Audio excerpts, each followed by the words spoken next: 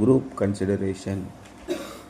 தேவன் கலகத்திற்கு தேவனாயிராமல் சமாதானத்திற்கு தேவனாயிருக்கிறார். பரிசுத்தவான்களுடைய சபைகள் எல்லாவற்றிலேயும் அப்படியே இருக்கிறது. God is not a God of disorder but of peace. ஒழுக்கமின்மையாக இருக்கிறது நம்முடைய எல்லா சபைகளிலும். பெந்தேகோஸ்தே சபையாக இருந்தாலும் சரி, அது ஆர்த்தடாக்ஸ் சர்ச்சாக இருந்தாலும் சரி, ட்ரெடிஷ்னல் சர்ச்சஸாக இருந்தாலும் சரி, ஒழுக்கமின்மை, ஒருத்தருக்கு விரோதமாக ஒருத்தர் முறையற்ற விதமாக பேசுவது, கலகம் பண்ணுவது, இப்படி தான் இருக்குது. We must use the word of God to test every message we hear, asking the Spirit to guide us. நாம் கேட்கிற ஒவ்வொரு செய்தியையும் இது சரியான செய்தியா என்று தெரிந்து கொள்வதற்கு பரிசுத்த ஆவியானவரிடத்திலே கேட்க வேண்டும். அங்கே தான் ஒரு முக்கியமான பிரச்சனை வருது. ஏன்னா நான் பவுலை சேர்ந்தவன் என்றும் நான் அப்பல்லோவை சேர்ந்தவன் என்றும் பிரிஞ்சிட்டாங்க. அதுவே பவுல் கனாபினான்னு திட்டுறாரு. நானாயா இது பண்ணேன்? நான் விதைத்தேன், அப்பல்லோ நீர் பாய்ச்சினான், விளை செய்கிறவர் கர்த்தர். ஏயா எங்களெல்லாம் ஒரு மனுஷன் நினச்சிக்கிட்டு எங்கள் பின்னாடி வரீங்க? பரிசுத்த ஆவியானவரிடத்திலே கேளுங்கள் நான் என்ன செய்ய வேண்டும் என்று. அப்பொழுது சபையிலே ஒற்றுமை வரும்.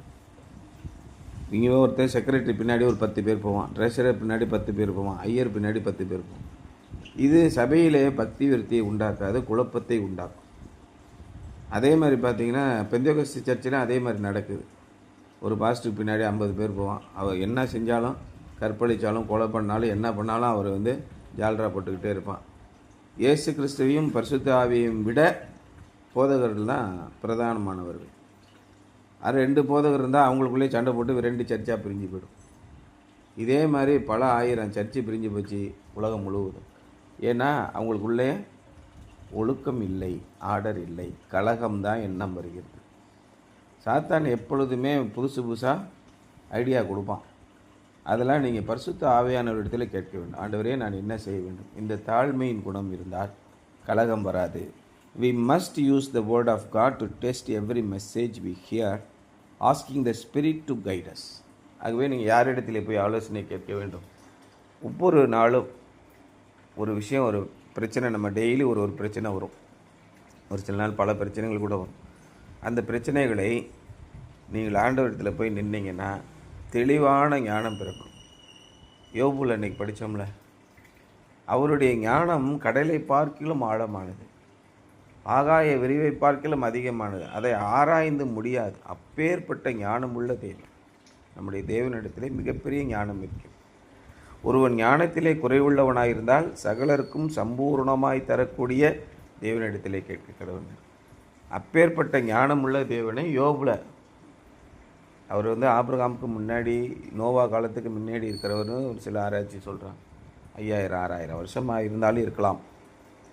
அப்பையும் தேவனுடைய ஞானத்தை பிரஸ்தாபப்படுத்தி பேசுகிறார். இப்போ இந்த பைபாஸ் ரோட்டில் போகும்போது அப்படியே வானம், இப்படி போகும்போது நம்ம வானம்லாம் நல்லா கிளியராக தெரியும். அந்த 4 லேன் ரோடு அவ்வளோ அழகாக இருக்கும். இந்த பக்கம் பார்த்தா பசுமையான நெல் வயல் வெளிகள், தென்னை மரங்கள், பறவைகள். வானம் பார்த்தோன்னா ஆகாய, நாளுக்கு நாள் ஆகாய அதன் கர்த்தருடைய ஞானத்தை விளம்புகிறது. ஒவ்வொரு நாளும் தேவனுடைய படைப்பை நீங்கள் உற்று பார்த்தீங்கன்னா அவருடைய ஞானம் உங்களுக்கு விளங்கும். ஒரு சின்ன உயிரினத்துக்கு கூட இத்தினோண்டு இருக்குது. நேற்று பார்த்தோம்ல, கருவேப்பிலையில் இவ்வளோ நீட்ட பூச்சி இருக்குது, எரியவே இல்லை. அது அவ்வளோ இருக்குன்னு அதுக்கு ஒரு நிறத்தை கொடுத்து அதற்கு ஃபுல்லாக லைவ்லிஹுட், பெட்ரோல் டீசல்லாம் போட வேண்டியதில்லை. அதுவே பறக்கும், அதுவே லேண்டிங் ஆகும் இல்லையா? அதுவே சவுண்டு விடும், விதவிதமான சவுண்டு விடுது மகிழ்ச்சியாக இருப்பதற்காக. குருவிகள்லாம் எவ்வளோ அழகாக பாடுது. இப்படி அவ்வளோ அற்புதங்களையும் இத்தினூண்டு. அன்றைக்கி பார்த்தா இந்த விரல் 2 விரல் சைஸ் தான் ஒரு குருவி இருக்குது. ஒரு 50 டைப்பில் சவுண்டு எழுப்புது. மொத்த நீளமே இவ்வளோ தான் இருக்குது. அவ்வளோ அழகான சவுண்டு. உங்களுடைய ப்ளூடூத் ஸ்பீக்கர்லாம் இருக்குல்ல, அதெல்லாம் கால் தூசி கூட பெறாது. அது மாதிரி 4 மடங்கு சவுண்டு விடுது ஆம்பிளிஃபையர்.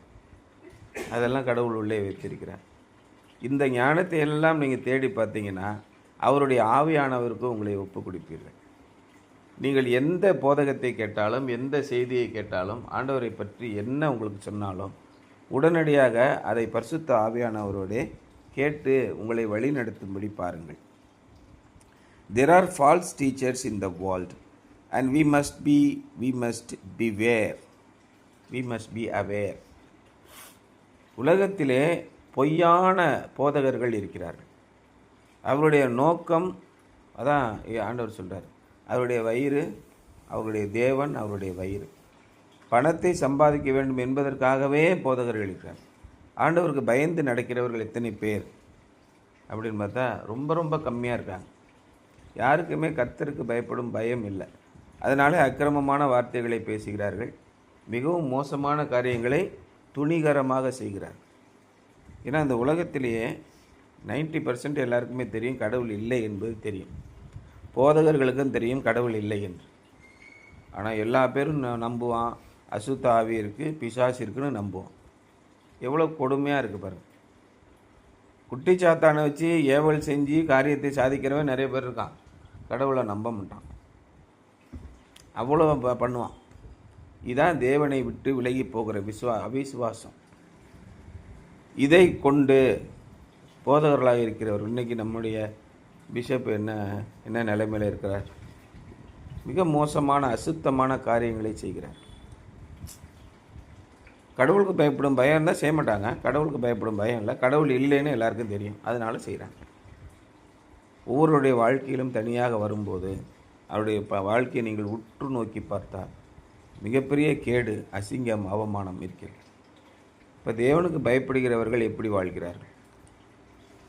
எதுலேயுமே ரொம்ப அதிகமாக ஈடுபடக்கூடாது. பிரசங்கம் பண்ண போகிறேன்னு சொல்லி குடும்பத்தை சீரழிச்சிட்டு பிரசங்கம் பண்ண போகாத. பவுல் தான் சொல்கிறார், தீமோத்தேயுக்கு எல்லாமே சொல்கிறார். யார் எப்படி இருக்கும்? முதலாவது குடும்பத்தை நன்கு வழி நடத்துகிறவனாக இருக்கும். நம்முடைய குடும்பம் தான் முதலாவது தேவனுக்கு முன்பாக. நம்முடைய தனிப்பட்ட வாழ்க்கை தான் ஆண்டவருக்கு முக்கியம். அதுக்கப்புறம் தான் மற்றவங்களுக்கு ஆண்டவரை பற்றி நீங்கள் சொல்வது.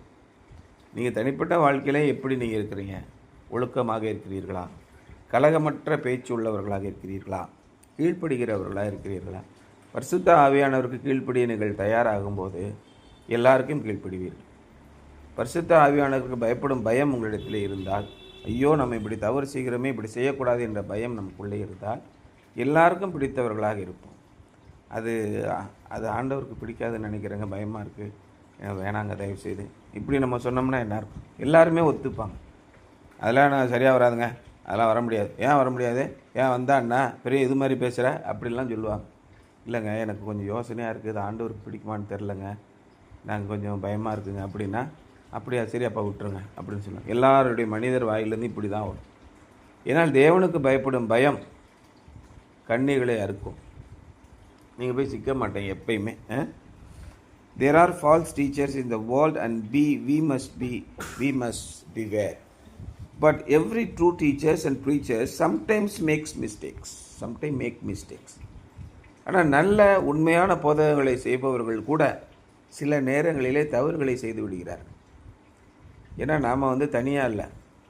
எப்போ நம்ம ஆண்டவரை பற்றி டிஸ்கஸ் பண்ணுறோம்ல, நம்மளை சாத்தான் உற்று கவனித்து கொண்டே இருப்பான். யோபு நல்ல வாழ்க்கை வாழ்ந்து கொண்டிருந்தான். ஆண்டவரை மிகவும் உண்மையாக தொழுது கொண்டிருந்தான். அவனுடைய உள்ளத்தின் ஆழத்திலே ஆண்டவரிடத்திலே மிகவும் அன்பு இருந்தது, பயம் இருந்தது. கடவுளுக்கு பயந்து வாழ்ந்தான். ஆண்டவரே சர்டிஃபிகேட் கொடுக்குறார். சன்மார்க்கனும் உத்தமனும் கர்த்தருக்கு பயப்படுகிறோம்னா அவனைப் போல உலகத்திலே யாரும் இல்லைன்னு யார் சொல்கிறாரு? வானத்தையும் பூமியையும் சர்வ அண்ட சராசரங்களையும் படைத்து தேவன் சர்டிஃபிகேட் கொடுத்துருக்கார். சாத்தான் அவரை பார்த்துக்கிட்டு இருக்கான், இவனை எப்படி காலி பண்ணுறதுன்னு. இப்போ நாம் தேவனை நோக்கினா நம்ம மேலே சாத்தான் மிகுந்த ஆத்திரமாக இருப்பான். நம்முடைய வாழ்க்கையை எப்படி அழிப்பது, நம்மளை ஒன்றும் இல்லாமல் எப்படி ஆக்குவது. நிறைய பேர் நம்ம மேலே பொறாமப்பட மாதிரி செய்வான். நம்முடைய வாழ்க்கையை கொலை நாசம் பண்ணுறதுக்கு எல்லா வேலையும் செய்யும். ஆனாலும் திடன் கொள்ளுங்கள், நான் உலகத்தை ஜெயித்தேன், இதோ உலகத்தின் முடிவு பரியந்தம் நான் உங்களுடனே இருக்கிறேன். நீங்கள் கர்த்தருக்கு பயந்து அவரை பிடித்து கொண்டு அவருக்கு பின்பாக ஒளிந்து கொண்டால். இன்றைக்கி என்ன போட்டிருக்கு? கோழி தன் குஞ்சுகளை கூட்டி சேர்ப்பது போல வானத்தில் வல்லூர் பறந்து கொண்டே இருக்கும். எங்கள் வீட்டிலலாம் கோழி வளர்த்தோம், 50லேருந்து 100 கோழி இருக்கும். அதனால் அந்த பருந்து மேலே சுற்றி வந்துக்கிட்டே இருக்கும். ஒரு குஞ்சியாவது பிடிச்சிட்டு போயிட மாட்டோமான்னு அப்படியே சுற்றிக்கிட்டே இருக்கும். இந்த கோழி பார்த்தீங்கன்னா அதை பார்த்துக்கிட்டே இருக்கும். அதுக்கு தெரியும் எங்கே யார் வரான்னு. அதனால் நாங்கள் மரங்களையெல்லாம் வளர்த்து வச்சுருப்போம். மரங்களுக்கு உள்ளே வந்து பிடிச்சிட்டு அதால் போக முடியாது. அதனால் அப்படியே பார்த்துக்கிட்டே இருக்கும். அந்த சின்ன ஒரு வெற்றி இடம் இருக்குது பார்த்தியா, அந்த இடத்துல வந்துச்சுன்னா பிடிக்கும். இதெல்லாம் அப்படியே கோழி பார்த்துக்கிட்டே இருக்கும். அப்படி வந்துச்சுன்னா அப்படின்னு ஒரு கற்று அவ்வளோதான். எல்லா குஞ்சும் அரணடி ஓடி போய் கோழிக்கு அடியில் போய் பூந்துக்கிடும். ஒன்றும் பண்ண முடியாது. ஒரு சில நேரம் அப்படியும் ஒரு காக்காலாம் வரும் பார்த்துக்க. கோழி அடிக்கும் பாரு. அது கோழி வந்து கொத்துன்னு சொல்ல மாட்டாங்க, கோழி அடிக்கும்னு சொல்லுவாங்க. இப்படி வாயில் ஒரு கவ்வி காலால் ஒரு உதைக்கும், கழுத்தெல்லாம் கிழிஞ்சி போயிடும், காக்கா பறந்துக்கலாம். அந்த மாதிரி சேஃப்டி பண்ணும். அதே மாதிரி ஆண்டவர் நம்மளோடு கூட இருக்கிறார். ஆண்டவருக்காக நாம் வாழும்போது நம் கண்களை கண்கொத்தி பாம்பாக சாத்தான் பார்த்து கொண்டே இருப்பான். நம்முடைய வாழ்க்கையை எப்படி சீரழிப்பது? நம்மீது பொறாமை கொண்டவர்கள் ஏகப்பட்ட பேர் இருப்பாங்க. பொறாமையோ என்றால் அதற்கு முன் நிற்கத்தக்கவன் யார்? அதனால் மிகுந்த எச்சரிக்கையாக நம்ம இருக்க வேண்டும். பிவேர். அதே மாதிரி நல்ல போதகர்கள் மீதும் அவன் என்ன பண்ணுவான், அப்படியே பார்த்துக்கிட்டே இருப்பான். இவனை எப்படி இவனை சீரழிக்கிறதுன்னு. அவன் போய் எங்கேயாவது சிக்கிக்கிடுவான். சிக்கிக்கிட்ட உடனே அவனை நம்பினவர்கள் எல்லாம் அவமாய் போவார்கள். அதனால் நல்ல போதகர்கள் நல்லது சொன்னாலும் எழுதி வச்சுக்க, கெட்ட போதகர்கள் கெட்டது சொன்னாலும் எழுதி வச்சுக்க, ஞாபகம் வச்சுக்க. இதையெல்லாம் நீங்கள் போய் அதான் பவுல் சொல்கிறார், எந்த ஆவியையும் சோதித்து பாருங்கள். அது எந்த ஆவியாக இருந்தாலும் என்ன வார்த்தை சொன்னாலும் யோசனை பண்ணு. Each of us must evaluate the message and apply to his or her own heart. ஒவ்வொருத்தரும் அந்த செய்தியை கேட்டு தங்களுடைய உள்ளத்திலே ஆழ்ந்து அதை பொருத்தி பார்க்க வேண்டும். உங்களுக்குள்ளே பரிசுத்த ஆவியானவர் இருக்கிறார். பரிசுத்த ஆவியான தேற்றரவாளன் உங்களுக்குள்ளே இருந்து நன்மை இன்னதென்றும் தீமை இன்னதென்றும் உங்களுக்கு விளக்கி சொல்லுவார். அவர் public meetings are more formal than those of the early church, so it is not likely that we need to worry about the order of service.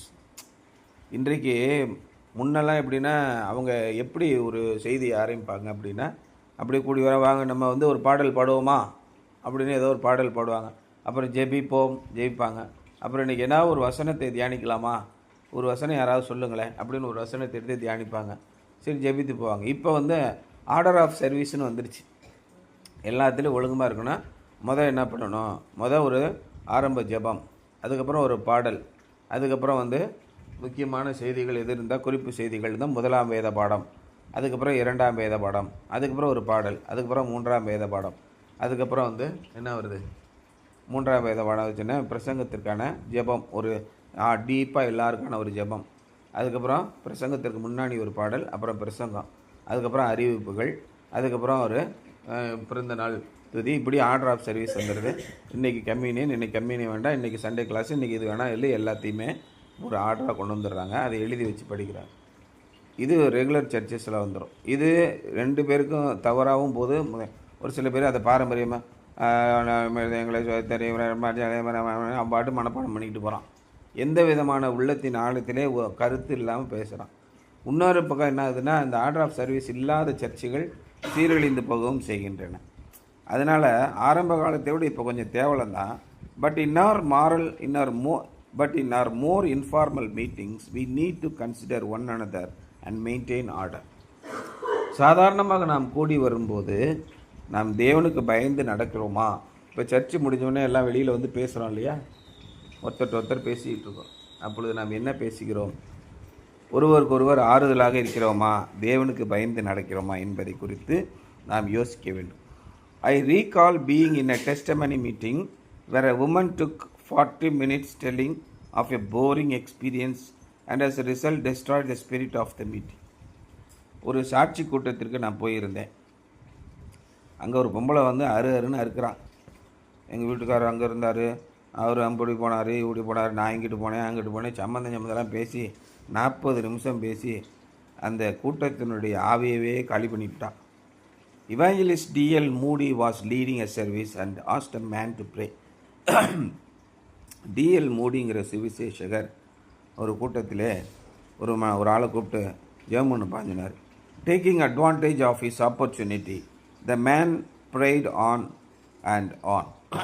இன்றைக்கி எங்கள் சர்ச்சில் எங்கள் சித்தப்பா எங்கள் அத்தை எல்லாம் எல்ஏஎஃப் சர்ச்சில் ஜெபம் பண்ண சொன்னால் போதும், சாவடிச்சிருவாங்க நம்மளை. 1 மணி நேரம் ஜெபம் பண்ணுவான். எதுக்கு ஜெபம் பண்ணான்னு கேட்டேன்னா, இவன் ஆண்டவரிடத்தில் பேச மாட்டான், எனக்கு நல்லா ஜெபிக்க தெரியும்னு ஊருக்கெல்லாம் தெரியறதுக்காக பேசுவான். வல்லமையாக ஜெபிப்பார், ஆவியின் ஆழத்தோடு ஜெயிப்பார்.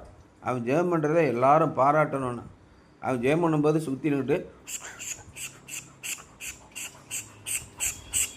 4 பேர் சொல்லிக்கிட்டு இருப்பான், என்னடா குசுங்கிறான்னு. அப்புறம் நான் போய் சின்ன பையனாக இருக்கும்போது எதுக்கு குசுக்குன்னு அடிக்கிறான்ட்டா, சோத்திரம் சோத்திரம் சோத்திரம் சோத்திரம் சொல்லிக்கிட்டு இருக்கான். அவன் ஜெபம் பண்ணும்போது அவன் ஜெபம் பண்ணுறதையும் கேட்கல. ஜெபிப்பவர்கள் ஆண்டவர் இடத்துலலாம் பேசிகிட்டு இருக்காங்க. அந்த அறிவே இல்லாமல் போயிடுது. அந்த ஜெப ஆவியே இல்லாமல் அவன் பாட்டுக்கு அவன் திறமைகளையெல்லாம் மல்லி விடுகிறான். சொன்ன பைபிளில் இருக்க வாசனங்களையெல்லாம் எத்தனை வசனம் அவனுக்கு ஞாபகத்தில் இருக்குங்கிறத மற்றவர்கள் தெரிந்து கொள்ளும்படியாக என்னுடைய திறமையை பார், அவருடைய ஆண்மையை பறைசாற்றுகிறாராம் அப்படின்னு சொல்லுவான்ல, அது மாதிரி ஜெபம் பண்ணுவான். இந்த மாதிரி ஜெபம் பண்ணி டிஎல் மூடிங் மீட்டிங்கில் போட்டு சாவடிச்சிட்டான், வறுத்து எடுத்துட்டான். Sensing that the prayer was killing the meeting, instead of blessing it, Moody spoke up and said, while our brother finishes his prayer, let us sing a hymn. நம்முடைய பிரதர் ஜெபம் பண்ணிகிட்டு இருக்கட்டும், அந்த பக்கம் அவர் பாட்டு ஜெபம் பண்ணிக்கிட்டே இருக்கட்டும், நம்ம வாங்க ஒரு பாட்டு பாடுவோம் அப்படி சொல்லி சொன்னார். எப்படி? இதுதான் சரியான விஷயம். இவனுங்களுக்கு மைக்கை கொடுத்துட்டா அப்போ கடித்து துப்பி விடுவாங்க. அந்த மாதிரி தான். அது மாதிரிலாம் இருக்கக்கூடாது. நீங்கள் ஆவியிலே அனலாயிருங்கள் அப்படின்னு சொல்கிறார். மற்றவர்களுடைய ஆவியை அவித்து போடாதிருங்கள். அப்போ ரொம்ப கவனமாக இருக்கணும். உங்களுடைய தற்பெருமைகளை, உங்களுடைய ஜெப திறமைகளை, உங்களுடைய பேச்சுகளை பேசுகிறதுக்கு இது இடம் இல்லை. இது எதற்கான இடம்? ஆண்டவரிடத்திலே பயபக்தியாய் பணிந்து முழங்கால் படிட்டு நம்மை முற்றிலுமாக சரணாகதி அடைகிற நேரம்தான் ஜெப நேரம். ஆண்டவரே, என்னை மன்னித்துக் கொள்ளும். நான் ஏதாகிலும் தவறு செய்திருந்தால் என்னுடைய குற்றங்குறைகளை மன்னியுங்கள். நீர் என்னை ஆசீர்வதியுங்கள். உங்களுடைய சமூகத்திலே வந்து நிற்கிறோம். ஆண்டவரை கரத்தால் ஆசீர்வதித்து அனுப்பும். எங்களுடைய எதிரியாகிய சத்துருவை பாரும். எப்பொழுது விழுங்கலாம் என்று வகை தேடி கொண்டிருக்கிறான். அவருடைய இரக்கத்திற்காக கெஞ்சி நிற்கிற நேரம், ஆசீர்வாதத்தை பெற்றுக்கொள்ளும் நேரம், அவர் நம்மோடு பேசுவதை கேட்கும் நேரம்தான் ஜெப நேரம். அதை விட்டுட்டு நம்முடைய திறமைகளை வெளிப்படுத்தும் நேரம் அல்ல. Those who are in charge of public meetings need to have discernment and courage. இப்படி பொதுமக்கள் கூடுகிற கூட்டங்களிலே பேசுகிற பொறுப்பில் உள்ளவர்கள் இந்த புரிதலை கொண்டிருக்க வேண்டும். பெருந்து பேசணும், கண்ணா அப்படின்னான்னு பேசக்கூடாது அப்படின்னு சொல்கிறார். இப்படி இருக்கும்போது நாம் குழுவாக தேவனை தொழுது கொள்ள முடியும். நாம் ஒன்று சேரும்போது நேரத்தை கவனம் எடுத்துக்கொள்ள வேண்டும். தேவன் நமக்கு என்ன சொல்கிறார் என்பதை மனதிலே படிக்க வேண்டும். பரிசுத்த ஆவியானவரிடத்தில் ஒப்புவித்து அவருடைய வழிநடத்துதலின்படி நடக்க வேண்டும். அதான் குரூப் கன்சிடரேஷன் அப்படின்னு இன்றைக்கி நம்ம தியானிக்கிறோம். Something to ponder today. If you were a professional church consultant, நீங்கள் ஒரு தொழில் முறையிலான தேவாலய ஆலோசகராக இருந்தால், what objective suggestions would you give to your pastors for how to improve your church worship services? சபை வர்ஷிப்பில் இருக்கிற சர்வீஸை இம்ப்ரூவ் பண்ணுறதுக்கு என்னென்னலாம் செய்யலாம்? அப்போ இன்றைக்கி காலையில் நம்ம பாடல் பாடுறாங்கள்ல 8:15 மணிக்கு, அதுக்கெலாம் நம்ம கட்டாயம் போகணும். அதிலெல்லாம் டெடிக்கேட்டடாக நிறைய பேர் ஒர்க் பண்ணுறாங்க. ஆண்டவருடைய நாமத்திற்கென்று எந்தவித எதிர்பார்ப்பும் இல்லாமல் ஆண்டவருக்கென்றே அர்ப்பணித்து கொண்டு நிறைய பேர் பாடுகிறார்கள். அதே மாதிரி சர்ச்சு சர்வீஸ் முடியுது. அப்போ அந்த பாடுறவங்களுக்கெல்லாம் காலை உணவு நம்ம ஏதாவது ஏற்பாடு பண்ணுவோம். 10 பேர் 15 பேர் எல்லோரும் கேட்கும். 7 மணிக்கு வந்தால் தான் எல்லோரும் ரெடி பண்ண முடியும். இப்போ 7:30 மணிக்கு ஏன்னா வீட்டில் எப்படி ரெடி பண்ணிட்டு வர முடியும்? கடன் கிளம்பி போயிட்டோம்னா அங்கே 7:30 மணிக்கு வர மாதிரி பண்ணிடுவோம். நம்ம 4 பேருக்கு சாப்பாடு தேவை, இன்னொரு 10 பேருக்கு சேர்த்து சாப்பிட்டுடலாம். சர்ச்சு சர்வீஸ் முடிஞ்ச உடனே லேமேன்ஸ் டைம்னு வைக்கணும். அப்போ நம்ம சர்ச்சில் இருக்கிறவங்க யாராவது ஒருத்தங்க பேசுகிற மாதிரி ஒரு 1 hour டைம், லஞ்செலாம் ப்ரொவைட் பண்ணணும். இது மாதிரி இருந்தால் தான் சபை கூடி வருதலை நாம் சேர்க்க முடியும். ஆரம்ப காலத்தில் இப்படி தான் சர்ச் இருந்தது. பவுலுடைய காலத்தில் மக்கள் எல்லாரும் கூடி தங்களிடத்தில் இருந்ததை பகிர்ந்து கொண்டார்கள். ஒருத்தன் புளியோதரை கொண்டு வருவான், ஒருத்தன் தயிர் சாதம் கொண்டு வருவான், ஒருத்தன் பிரியாணி கொண்டு வருவான், ஒருத்தன் சிக்கன் கொண்டு வருவான், ஒருத்தன் தோசை கொண்டு வருவான். இப்படி தான் இருந்தது ஆரம்ப காலத்தில். இயேசுவின் காலத்திலும் சரி, பவுலுடைய காலத்திலையும் சரி. அவர்கள் தங்களுக்குள்ளே பகிர்ந்து கொண்டு சாப்பிட்டார்கள். கொஞ்ச நாள் போக போக என்னாச்சு, இவன் எப்போ பார்த்தாலும் தயிர் சாதமே கொண்டு வருவான், நம்ம பிரியாணி கொண்டு போகணுமா அப்படின்ட்டு அவன் கூட்டமாக ஒரு சாப்பிட ஆரம்பிச்சிட்டான். அப்போ தான் பவுல் சொன்னார், சகோதரரே, என்ன இது? ஒருவன் பசியாக இருக்கிறான், ஒருவன் குடித்து வெறித்து கழித்து இருக்கிறான். அப்படி இருக்கக்கூடாது, எல்லோரும் சமமாக இருக்கணும்னு சொல்லி ஒரு இடத்துல சொல்கிறார். இன்றைக்கும் கெட் டுகெதர் வைக்கிறாங்க ஃபாரினில். ஒரு அம்மா ஊறுகாய் பாட்டில் மட்டும் கொண்டு வருமா, அன்றைக்கி கூட சொன்னார்ல. ஒருத்தர் பிரெட்டு கொண்டு வருவாங்க, ஒருத்தர் ஜாம் கொண்டு வராங்க. என்னென்ன கொண்டு வராங்களோ ஆர்டர் பண்ண மாட்டாங்க. இது மாதிரி வீடுகளில் நம்ம ஊர் மாதிரி சமைச்செல்லாம் கொடுக்க மாட்டாங்க. அந்த மாதிரி கலாச்சாரத்தெல்லாம் தாண்டி 50 வருஷத்துக்கு மேலே போயிட்டான். The human being have become cunning. எப்படி அடுத்தவனை ஆட்டை நம்ம மெட்ராஸ்லலாம் போய் கேட்டிங்கன்னா வீட்டுக்குள்ளேயே அவனே விட மாட்டான். எதுக்கு செலவழிக்கணும், அப்படியே தனியாக இருந்து செத்து போடுவோன்னு இருக்கான். கிராமப்புறங்களில் இன்றைக்கி யாரோ ஒருத்தங்க வீட்டுக்கு போயிடுனா சோழி முடிஞ்சிச்சு, அவ்வளோதான். உடனே ஓடி போய் சிக்கன் எடுத்துகிட்டு வரோம், அதை எடுத்துகிட்டு வரதுன்னா ஒரே நாள், இன்றைக்கி 2 நாள் இருந்துட்டு தான் போகணுமா. அன்பும் பாசமும் நிலை நிற்கிறது. நாகரிகம் அடைந்த வளர்ந்த சமுதாயத்தில் எல்லாம் நாசமாக போச்சு. அவனுக்கெல்லாம் மிஷினாக போயிட்டான். இனிமேல் பூரா ஹியூமனாய்டு ஆகிடும். எல்லாம் கம்ப்யூட்டர் தான். இப்போ எல்லாம் செயற்கை கம்ப்யூட்டர் வந்துருச்சு, மனுஷன் மாதிரியே செய்யுது. வீட்டுக்கு வீடு 4 கம்ப்யூட்டர் வச்சு வாழ்ந்துட்டு போக வேண்டியதான், அந்த மாதிரி சூழல் வந்துருச்சு. அதனால் நம்ம என்ன செய்யணும், இது மாதிரி லஞ்சு ப்ரொவைட் பண்ணணும். மதியானமாக ஒரு 50 பேர் 100 பேருக்கு இது மாதிரி பண்ணும்போது எல்லோரும் பகிர்ந்து கொள்ளலாம். ஆளுக்கு 50 ரூபா கொடுத்தா போதும். யாராவது ஒரு ஸ்பான்சர் 1000 ரூபா கொடுப்பாரு. இப்படி மதியான சாப்பாடு சிம்பிளாக ஒரு சாப்பாடு, சிக்கன், ரசம் ஏதோ ஒன்று சாப்பிட்டுட்டு போயிடும். அப்போ தேவனை துரித்து நம்ம ஒழுங்காக சேரும்போது அது நல்ல ஐக்கியத்தை உண்டாக்கும். ஆனால் எல்லாருக்குள்ளேயும் கர்த்தருக்கு பயப்படும் பயம் இருக்க வேண்டும். இதில் நான் தான் பெரியவன், நீ தான் பெரியவன், என்னை மிஞ்சி அவன் என்ன செஞ்சிடுவான் அப்படின்னா சர்ச்சில் 2 பேர் இருக்காங்க. இந்த பக்கம் நல்லவே மாதிரியே நடிச்சுக்கிட்டு இருப்பான், அந்த பக்கம் போய் வெடிகுண்டு வைக்கிறான். எல்லா துரோகமான செயல்களையும் செய்கிறார்கள். அது அவர்களுக்கு மனசில் சந்தோஷமாக இருக்குது. எவனையாகிலும் விழத்தள்ளவில்லை என்றால் அவர்களுக்கு தூக்கம் வராதுன்னு சங்கீதத்தில் இருக்குது. அவர்கள் நாய்களை போல ஊளையிட்டு ஊரை சுற்றி திரிகிறார்கள் அப்படின்னு போட்டிருக்கு. அந்த காலத்தில் இந்த காலத்து வரைக்கும் பேலியாளின் மக்கள்னு இருக்கிறாங்க, வேசி மக்கள். இவர்களுக்கு எப்பயுமே அடுத்த கொடியை கெடுக்கலைன்னா தூக்கம் வராது. சர்ச்சிலையும் இருப்பான், மசூதியிலையும் இருப்பான், இந்து கோயில்கள்லையும் இருப்பான். எல்லா இடத்துலையும் பார்த்தீங்கன்னா 2-3 குழுவாகவே இருப்பாங்க. ஒருத்தனை அடிச்சுட்டு கிடப்பான். சர்ச்சிலையும் அப்படி தான் இருப்பான், 4 குழுவாக இருப்பான். சர்ச்சில் ஜாதி சங்கம் உண்டு. இந்த ஜாதிக்காரன் அவனை பேச மாட்டான், அவன் இவனை பேச மாட்டான். மிக மோசமானவர்கள் சர்ச்சில் இருக்காங்க. சர்ச்சில் போய் முக்காடு போட்டு ஜம்ப் பண்ண உடனே நல்லவன் நினச்சிடாங்க. அத்தனை ஐக்கியப்படலாம் அங்கே தான் இருப்பான். புரியுதா? ஆனால் நீங்கள் ஆண்டவர் உங்களை எப்படி அனுப்பியிருக்காரு? ஓநாய்களுக்குள்ளே ஆட்டுக்குட்டிகளை அனுப்புகிற போல் அனுப்புகிறேன்றார். அதுக்காக எல்லாரையும் நம்ம வெறுத்துடக்கூடாது.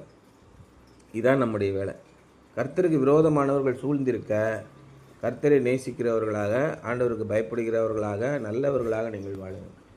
தேவன் ஒருவர் தவிர நல்லவன் ஒருவனும் இல்லையே. அந்த மாதிரி சமுதாயத்துக்குள்ளே தான் ஆண்டவர் அனுப்புகிறார். ஐயர் சரியில்லை, செக்ரட்டரி சரியில்லை, ட்ரெஷரர் சரியில்லை, பாஸ்டேட் கமிட்டி சரியில்லை, யாருமே சரியில்லை. அதுக்காக அப்படிப்பட்டவர்களுக்குள்ளே தான் உங்களை நான் அனுப்புகிறேன். அவர்களுக்கும் தேவனுக்கும் உள்ள தொடர்பை அவர்கள் பார்த்து கொள்வார்கள். நீயோ என்னை பின்பற்றுவா. அவர்களை பார்த்து உணர்வடைவாயாக. உள்ளத்திலே ஆண்டவரிடத்தில் நீங்கள் கேளுங்க. பரிசுத்த ஆவியின் இடத்தில், ஆண்டவரே நான் எப்படி இருக்கிறேன், என்னுடைய கடமையை நான் செய்கிறேனா, நான் நன்றாக படிக்கிறேனா, நன்றாக மியூசிக் ப்ராக்டிஸ் பண்ணுறேனா, உமக்கென்று செலவழிக்கிறேனா, உமக்கென்று பாடல்களை போடுகிறேனா, அந்த பாடல்களுடைய வரிகளில் என்ன இருக்கிறது அது பாருங்கள். ஒன்று ஒவ்வொரு பரிசுத்தவானும் அந்த பாடல் வரிகளை அவங்கள் பாடும்போது ரொம்ப உள்ளபூர்வமாக, உணர்ச்சி பூர்வமாக பாடியிருக்கிறார்கள். ஒரு வார்த்தையை அனுபவித்து அதை நீங்கள் பாடல் போடும்போது அதை ரசித்து பாருங்கள். அப்பொழுது தேவனுடைய சமாதானம் உங்களோட இருக்கும் அப்படிங்கிற இந்த சிந்தனை.